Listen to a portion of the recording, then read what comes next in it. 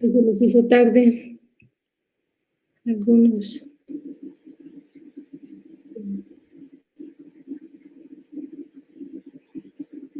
Pues antes de iniciar la clase, vamos a dar un repaso de la clase pasada. A ver, de los que están presentes, vamos a ver participaciones.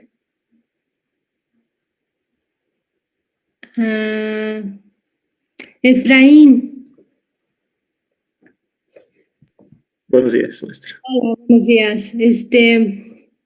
La clase pasada vimos el organelo, que es la mitocondria, y mencionamos que la mitocondria presenta dos membranas, ¿no? Es un organelo que presenta dos membranas.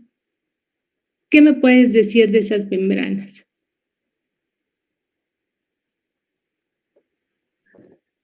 La verdad no me acuerdo, maestra. ¿No te acuerdas? No estaba muy energético ese día. Y estaban estudiando, ¿no? Sí. Dame. A ver, Andrea Cárdenas, ¿lo podrías apoyar? Bueno, la membrana externa tenía lo que era porina. ¿Y qué son las porinas? Son canales que permiten el paso de iones, azúcares y aminoácidos.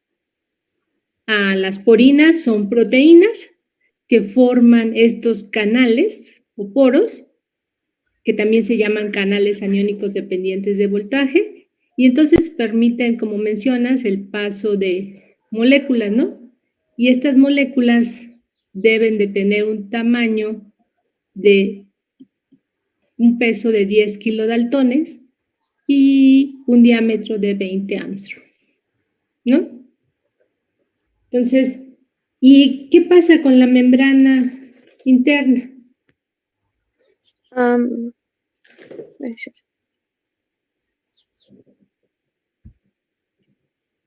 ¿Yo puedo participar? Sí. Era más selectiva en cuanto a todo lo que entraba, ¿no? Y en el espacio intermembranoso que hay entre la primera y la segunda membrana, había muchos protones por lo mismo, de lo que hacían las enzimas, y por eso todos los protones iban a parar ahí.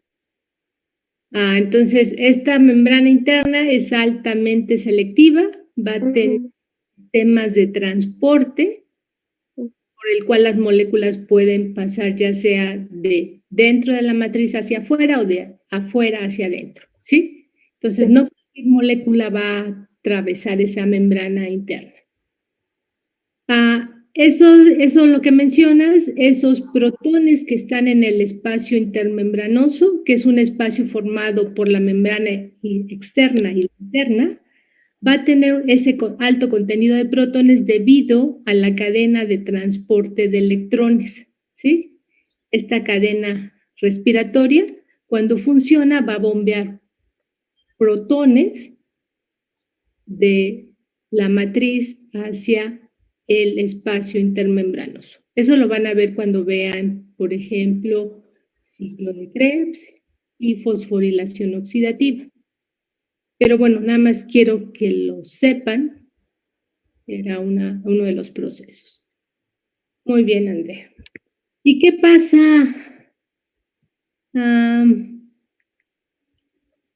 Héctor. Participé ahorita y era Sofía, Ana Sofía. Era Sofía, no eras Andrea Cárdenas. Al principio sí era Andrea, creo, y luego ya pregunté si podía participar y dije lo otro. Ok, de Sofía, perdón, otra vez. Sofía. Ana Sofía. Ana Sofía. Ok. Héctor, ¿y entonces qué pasa con la matriz? ¿Qué sucede en la matriz? ¿Qué hay en la matriz? Esta otra estructura de la mitocondria. Disculpe. Es que voy entrando y no entendí muy bien. Ok. Este es un repaso. La vez okay. la estructura de la mitocondria, ya se mencionó acerca de la membrana externa, de la interna, del espacio, y ahora, ¿qué es la matriz mitocondrial? ¿Qué hay en la matriz mitocondrial? ¿Qué contiene la matriz mitocondrial? Contiene, si mal no recuerdo, iones metabólicos, creo. Y DNA. Ok. Circular, creo. Sí, era como alguna figura. DNA circular, creo. Ok. ¿Qué otra cosa recuerdas? Ribosomas, si mal no recuerdo. Ok. ¿Qué procesos se efectúan en la matriz mitocondrial? Era una síntesis de proteínas mitocondriales, creo. Es una de las cosas, porque bueno, la proteína requiere proteínas para funcionar. Sí. ¿Qué otra cosa? ¿Qué procesos metabólicos se efectuaban? El ciclo de Krebs, creo. Ajá. Y oxidación de ácidos grasos y aminoácidos. Muy bien. Entonces, como menciona Héctor, es la matriz que está delimitada por la membrana interna, contiene, y ya lo mencionó, entre diversos metabolitos como iones, va a haber proteínas, va a haber ribosomas. Estos ribosomas, bueno, DNA circular, estos ribosomas se van a encargar de la síntesis de proteínas mitocondriales. Y otra vez, los procesos metabólicos son, como mencionó Héctor, el ciclo de Krebs y la oxidación de ácidos grasos y aminoácidos. Ahora bien, ¿qué otra cosa vimos que recuerde? A ver, Manuel Campos.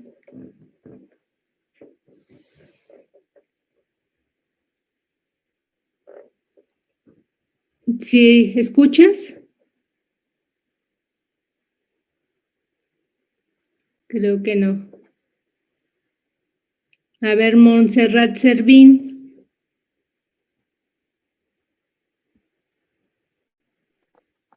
Aquí estoy, maestra. Hola, Montserrat. Mencionamos que se mencionó en la clase pasada que existían formas, una forma en la cual la mitocondria podría dividirse. ¿Cómo se divide?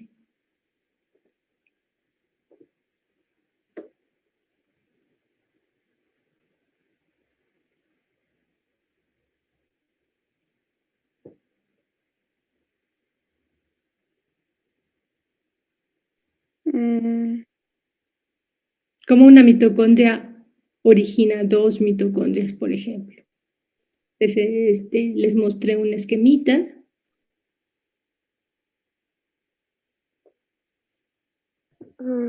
¿Yo puedo participar? ¿Quién es? Ana, otra vez, Ana Sofía. Sí, a ver, Ana Sofía. Me acuerdo que era por fusión y fisión, y la fusión es cuando dos existentes se unen, se forman una otra vez, y la fisión, no me acuerdo qué los separaba o de qué estaba formada la cadena que los separaba, pero les apretaba hasta que se separaban y formaban dos nuevas de una sola. Ajá, ok, entonces la división sería por fisión. Por fisión, ajá. No por fusión, sino por fisión, ¿no? Sí. Entonces, esa cadena que mencionas son proteínas. Entonces, les había mencionado que era una proteína que se llama DRP1, que tiene actividad de GTPasa, la cual va a anclarse a la membrana, se va a reclutar y anclar en la membrana externa por otra proteína que se llama FIS. Y entonces, Esa DRP1 lo que va a hacer es formar ese anillo, parecía como un anillo, que lo que va a hacer es, va a formar ese collar alrededor de la mitocondria y lo va a constreñir. Y después va a hacer que se separen en dos mitocondrias, ¿sí? Y para esto se va a requerir energía. La energía va a ser en forma de GTP, porque la DRP1 es una GTPasa. Entonces, lo que hacen las GTPasas es, una de las cosas, además de unir nucleótidos de guanina, es hidrolizar el GTP. ¿Sí? Muy bien, Ana Sofía. Maestra, Mande. Manuel puso algo en el chat que no le funciona el micrófono, creo. ¿A quién? Manuel Campos, creo. Ok. Por eso no contestaba. Muy bien. Bueno, una de las puntos que no les mencioné es que las mitocondrias se eliminan mediante un proceso que se llama mitofagia. Entonces, esta mitofagia consiste en que un autofagosoma se va a formar alrededor de estas mitocondrias dañadas o también de algunos otros componentes celulares. Y después lo que va a hacer este autofagosoma es unirse a un lisosoma para que se dé la degradación de su contenido. Entonces, este proceso se llama mitofagia.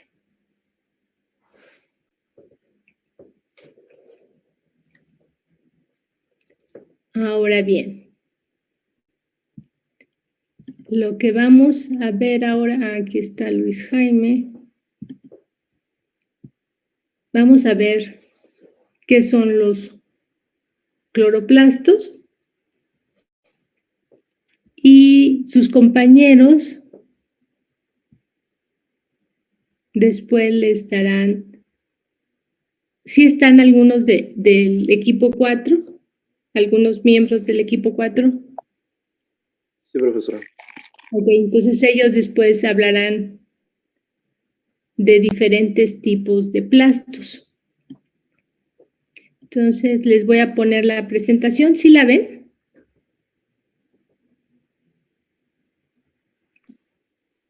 Sí. Ok, entonces vamos a hablar en esta clase de los cloroplastos. Entonces, primero, antes de mencionar el cloroplasto, vamos a ver de dónde viene. Entonces, primero, ¿qué es un plasto o plastidio? Este va a ser un organelo citoplásmico que está formado por una doble membrana. Se va a encontrar presente en plantas y algas. Y este plasto contiene su propio DNA circular.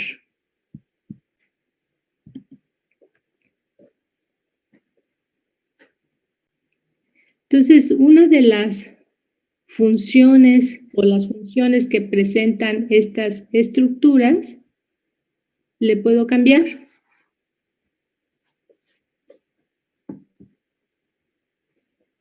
Sí. Entonces, estas es la producción y el almacenamiento de compuestos químicos que son utilizados por la célula.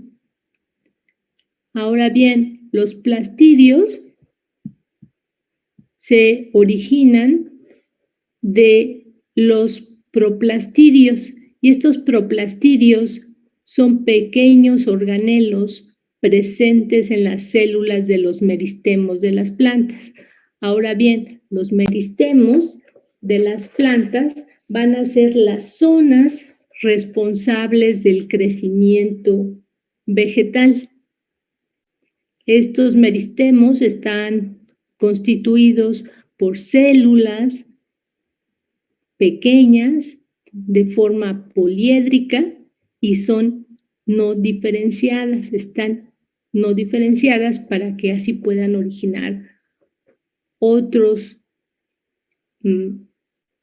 estructuras vegetales, ¿sí? Es como las células madre de las plantas, como las zonas de las células madre, ¿sí?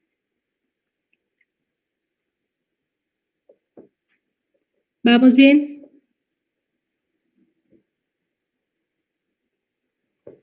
Sí, maestra. Ahora, entonces,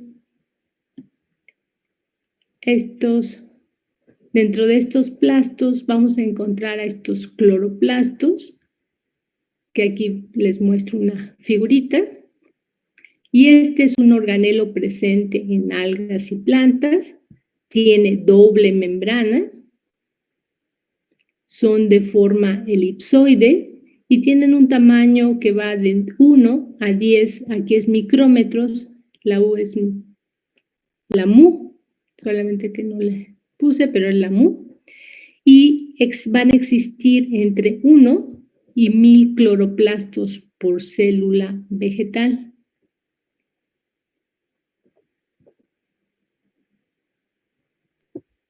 O sea que pueden ser tan grandes como la célula, como una célula. Sí, son grandes, en general los cloroplastos. Recuerda estos de plantas.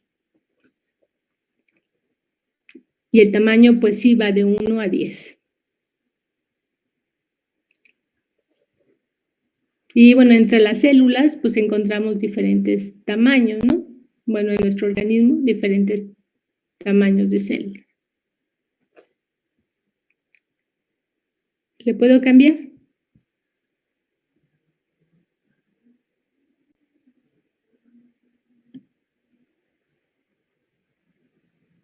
Y entonces, la estructura de cloroplasto es la siguiente y la vamos a ir viendo poco a poco. Entonces, les mencioné que tiene una doble membrana, tiene una membrana externa, una interna y un espacio intermembranoso. Va a tener, si ven aquí esta región gris con mi cursor, es el estroma. Y las demás estructuras se las voy a mencionar más adelante, mientras vayamos viendo las diapositivas. Entonces, tiene una membrana externa, una interna, y en el caso de la externa también va a contener poros, que también son formados por estas proteínas llamadas porinas. La membrana interna va a tener proteínas o sistemas de transporte, o sea, es más específica. También van a contener unos complejos, y estos se los voy a dejar de tarea, que se llaman TOC y TIC, TOC y TIC. TOC y TIC. Estos sistemas de transporte se encuentran en la membrana externa y en la membrana interna. TOC y TIC, de tarea, por favor. ¿Cómo están constituidos? Y estos sistemas de transporte, ¿qué es lo que están transportando en este cloroplasto? ¿Sí quedó clara la tarea? ¿Sí? Bueno, entonces, en el estroma, que es esta zona gris, si ven mi cursor, este va a contener DNA circular, va a tener RNAs y ribosomas. En este caso, los ribosomas son 70S. Y estos van a participar en la síntesis de varias proteínas del cloroplasto. Este estroma también va a contener gránulos de almidón y lípidos.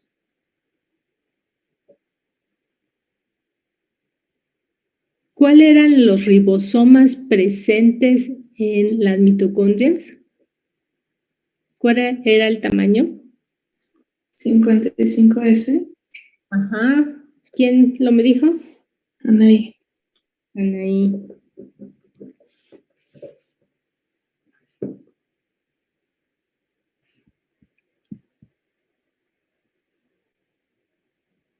Ahora bien, ¿puedo cambiar?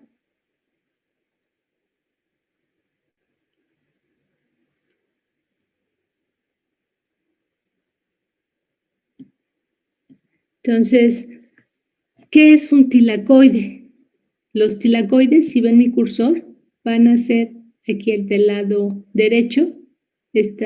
Son estas bolsitas o sacos, esta vesícula, la cual va a contener los pigmentos en su membrana, es la membrana tilacoidal, va a contener los pigmentos fotosintéticos, como la clorofila y los carotenoides.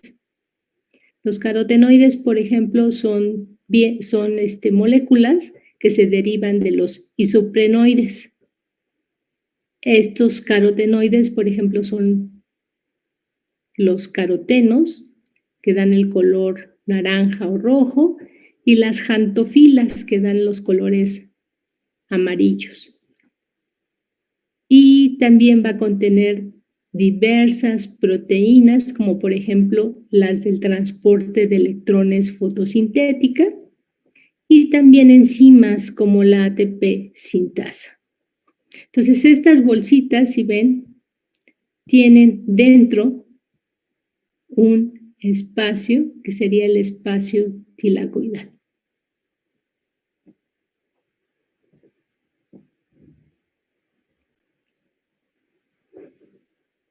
Y entonces, una pregunta. ¿Cuántos espacios hasta el momento cuántos espacios tienen los cloroplastos? ¿Cuántas zonas o áreas?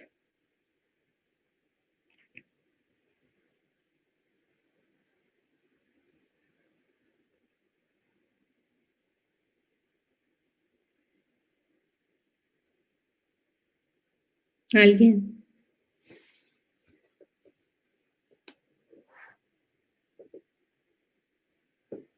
¿Cuántos espacios se han formado que les mencioné por diferentes estructuras del cloroplasto? No sé si se refiere a los espacios como intermembranales, o sea que sería uno, el estroma y luego el espacio tilacoidal. Exactamente. Entonces hay 3 espacios, como lo mencionó Anaí.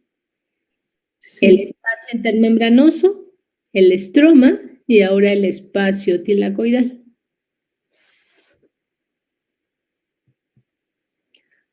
Ahora, estos tilacoides, estas bolsitas, cuando se apilan unas con otras, forman algo que se llama granum. Entonces, cada una de estas pilitas es un granum. Y estas pilitas pueden estar formadas de 2 a 100 tilacoides, dependiendo el tipo de organismo, ya sea de alga o de planta. Y entonces estos granum, estas pilitas, van a estar conectadas por medio de estas, si ven estas estructuras largas, estas son tilacoides estromales que también se llaman lamelas. Y a todo este conjunto de granum se le llama grana. Y un cloroplasto puede contener de 10 a 100 granum. ¿Sí quedó claro?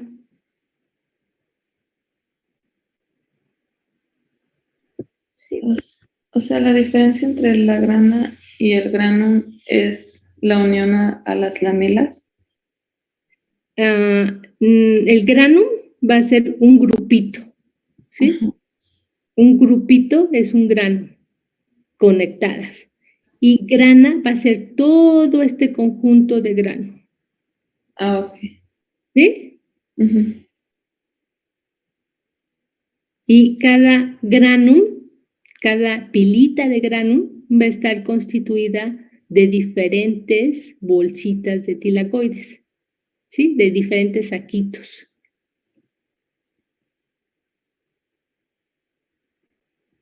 ¿Sí quedó más claro? Sí, gracias.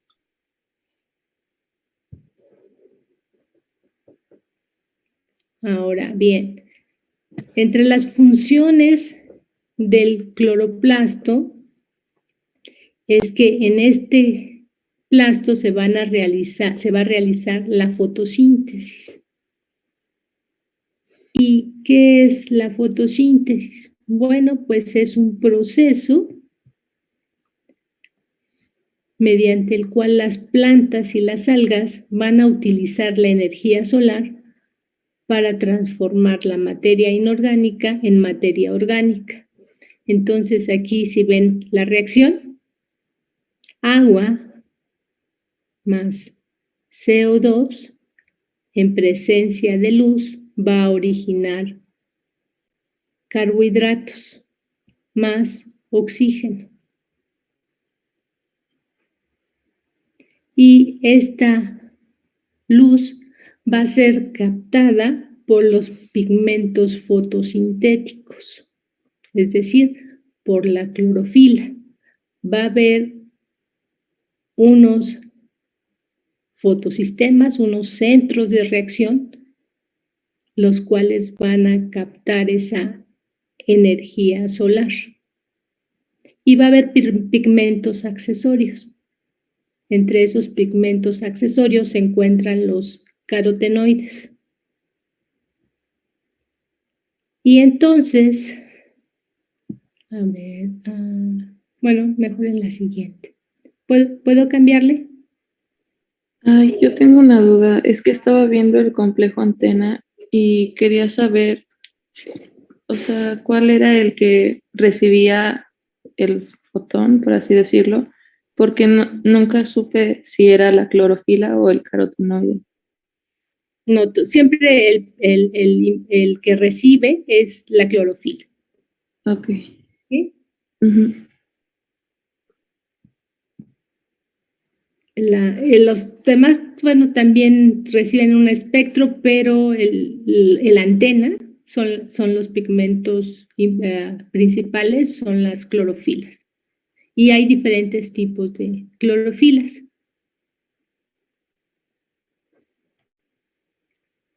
Y esa va a ser una de las tareas. Bueno, ahorita. Y entonces, esta fotosíntesis se va a dividir en dos fases. En las reacciones de la fase luminosa, o también llamadas reacciones de Hill, es H-I-L-L, Hill. Y estas se van a efectuar, estas reacciones, en la membrana de los tilacoides, es decir, en la membrana que rodea esas bolsitas que vimos. Ahorita los regreso aquí, en estas membranas. Entonces, aquí se va a producir en estas reacciones de Hill o de la fase luminosa, se va a producir poder reductor en la forma de NADPH y también se va a generar esta moneda energética que le llamamos al ATP.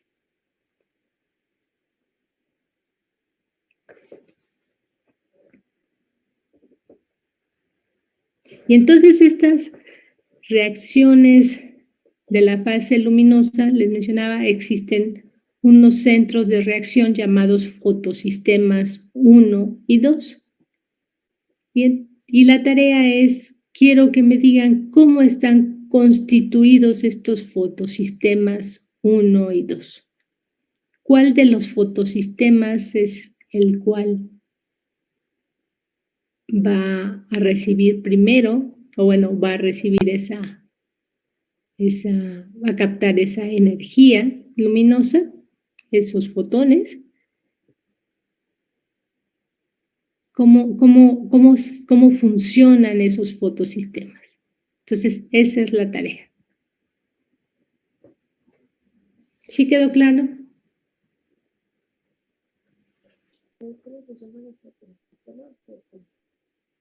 Perdón, no entendí. ¿Alguien habló? ¿Que no escuché? Yo hablé. Es que no entendí muy bien la tarea. ¿Podría volver a explicarla? Claro. Las reacciones de la fase luminosa están constituidas o existen dos fotosistemas, el fotosistema 1 y 2. Entonces, quiero que me digan cómo están constituidos. O sea, hay varios componentes de esos fotosistemas. ¿Sí? ¿Cómo funcionan estos fotosistemas? Gracias. ¿Sí? No sé si en la lectura que les envié de los cloroplastos los menciona, pero bueno, ustedes me dirán. Y entonces esta es la fase 1 de la fotosíntesis y la fase 2 está efectuada por estas reacciones que antes les llamaban fase oscura, pero se sabe que no necesariamente se llevan a cabo en la oscuridad. Entonces también se le dio el nombre de ciclo de Calvin. Y este ciclo de Calvin se va a efectuar en el estroma del cloroplasto. Y aquí en estas reacciones se van a utilizar el NADPH y el ATP que se formaron en la primera fase luminosa o reacciones de Hill. Y entonces estos son utilizados aquí en el ciclo de Calvin para que se efectúe la síntesis de carbohidratos a partir de CO2 y agua.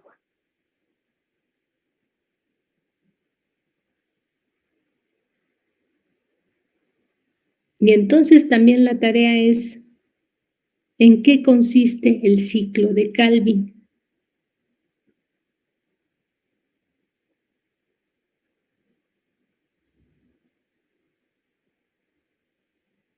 Algo que les menciono es que en el estroma existe una enzima que se llama rubisco. Esta rubisco es la enzima encargada de fijar el CO2.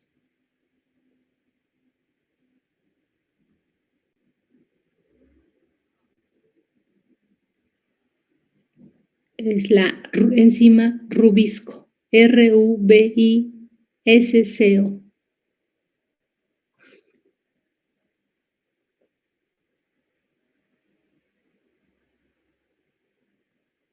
Y creo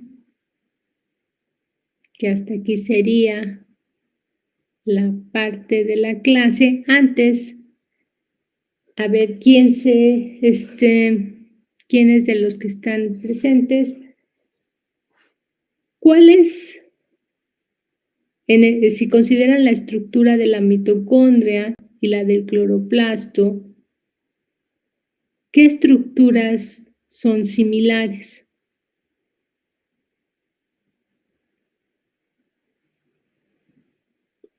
La doble membrana. Ajá.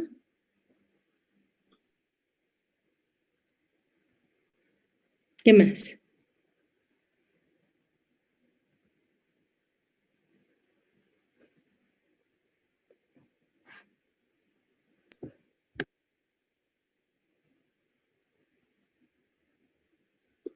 Que su DNA es circular, Ajá. que generan energía, pero bueno, eso no es parte de la estructura.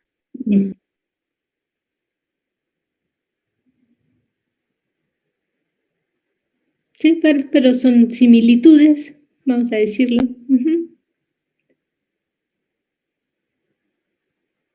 Entonces, muy bien, a nivel de estructura tienen doble membrana, tienen espacios, ¿no? El espacio intermembranoso. En la matriz, en la mitocondria hay una matriz. Aquí hay en el cloroplasto un estroma. Y en cuanto a componentes, como mencionas, pues sí, ambas tienen DNA circular, tienen ribosomas.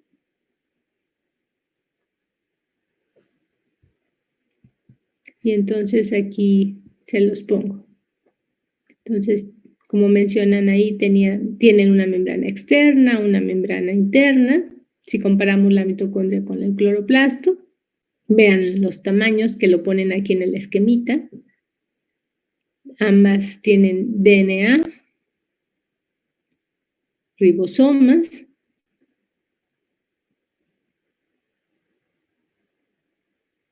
Y sería la clase de hoy. Y entonces sus compañeros nos van a mencionar, ellos van a hablar de estos tipos de plastos. Hay un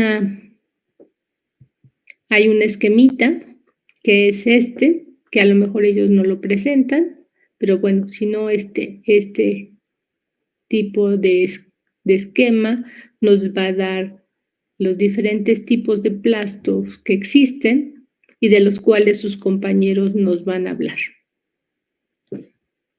A ver, ¿van a hacer una presentación? Sí, maestra. Ok, entonces dejo de compartir.